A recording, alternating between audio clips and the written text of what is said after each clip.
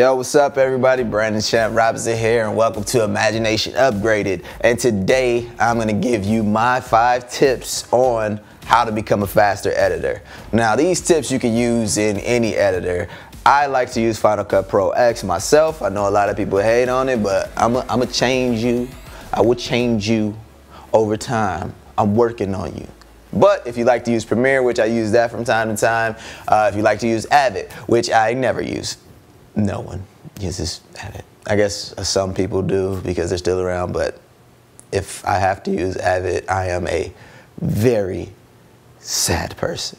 Anyway, back to the task at hand. I want to give you guys my 5 tips on how to become a faster editor, and this will make your producers love you, or basically will love yourself for being able to get through your cuts quicker. Now, this is just a technical thing, being able to technically build your cuts faster, not creatively build your cuts faster, because obviously you want to take time to massage your story, but once you're in your groove and you're getting it going, you want to be able to bang, bang, bang, bang, bang, and knock it out. Chop, chop, chop, chop, chop, bang, bang, bang, bang, bang. All right, let's get to it. All right. First thing I want to do is get this one right out of the way. I want you to get a fast computer, please. Fast computer. The best thing you can do is have a fast computer. If you can't afford a fast computer, upgrade yours to the best that you can upgrade it to within your budget. Adding an SSD as your startup disk will super increase your productivity of your computer. Lots of RAM. For me, I recommend at least 32. Right now, the trash can is sitting at 16 and it hurts me. It still moves fast, but I gotta get it up. So I'm gonna go buy some RAM right now after this. So step it up, let's get that RAM up. My second tip is shortcuts. You gotta learn your shortcuts. Now let me take this moment to just thank my teacher, Nancy Stillwell, for basically forcing me to use shortcuts. When I came to her, I would not use shortcuts. I thought I was the man. I'm like, I don't need shortcuts. I'm just gonna do this, blah, blah, blah. And she said, learn your shortcuts. That's not a dramatization. That's how it happened. So thank you for punching the hell out of me, Nancy Stillwell, making me learn my shortcuts. Basically, my rule is if you use a keystroke or find yourself using a keystroke 3 to 5 times every couple edits, you might want to make that a keyboard shortcut. So go to your preferences, make your own keyboard. I like to put my keyboards in my Dropbox, so wherever I go, I can pull it down, boom, boom, upload it on any system. I got my keyboard shortcuts, I'm ready to go. Shortcuts, a major key. Oh, you hear that DJ Khaled reference? Major key. The third tip I'm gonna give you guys is transcode. Some of these cameras are shooting at some amazing Ks nowadays, you know, 4K, 8K, 16K, whatever. They're just going crazy.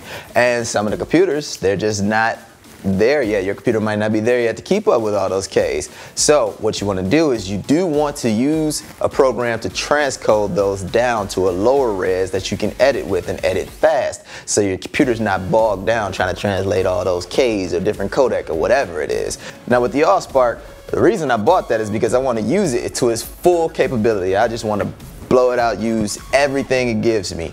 I want the red raw code, that's why I bought it. And I shoot at 4:1 most of the time, like the lowest compression rate that I can get at the frame rate that I am.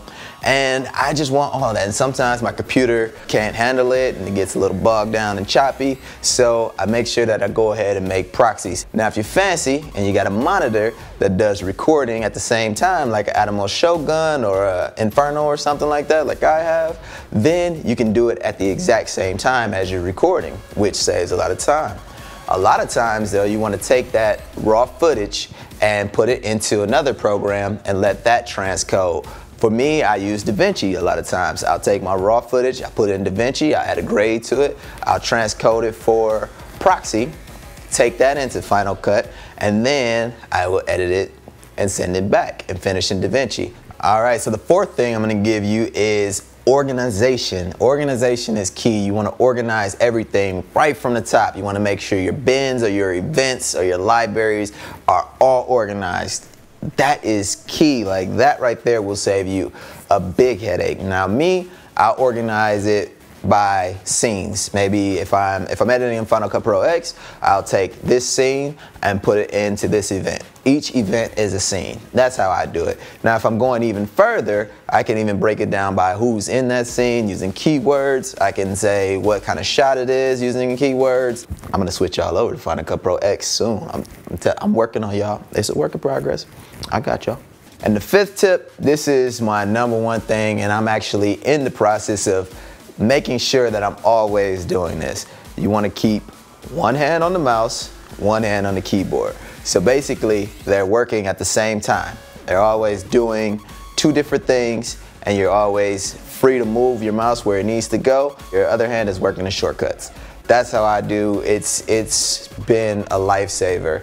Bonus tip, I've seen a lot of editors using a pen tablet. Now, what's cool about the pen tablet is wherever you decide to stop the pen tablet is where it is mapped to the screen. So if you go to the top left-hand corner, the mouse automatically goes to the top left-hand corner, which is awesome, and anywhere else on there. So it's kind of good to kind of just like gauge where it is. Me, I use a trackpad. I love the Magic Trackpad from Apple. It lets me fly up and down the timeline quick, gestures, set up all those things, and it's just amazing. So one hand on the mouse, one hand on the keyboard. That is the top tip for me. And trust me, just be patient with your editing, basically.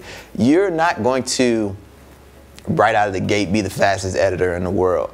It's gonna take some time, and it's gonna take a little bit of muscle memory. So the more you force yourself to keep doing it, the more you'll get it, the better you'll get, the faster you'll get.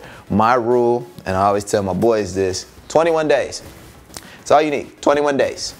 If you can do something for 21 days, you can make that a habit. If you can stop doing something for 21 days, you can break that habit. So try it, 21 days, give yourself a month, go for it, and hope these tips work out for you. If you got any tips that you'd like to add to this list, please put them down in the comments below. And if you got anything that you want to ask me, everybody does like the ask, hashtag ask me this, or hashtag ask me that. Nah, man, we friends, we peoples, right? We family, right? We peoples. I love y'all, y'all love me. If you want to ask me a question, you can hit me on Twitter. You know, it's @Champ5Mike. Go ahead and use the hashtag. Let's see, let's do hashtag what up champ. Yeah, hashtag what up champ. I like that. That's pretty boss. Anyway, Instagram @Champ5MIC, or hit me on the Twitter @Champ5MIC. Hashtag what up champ.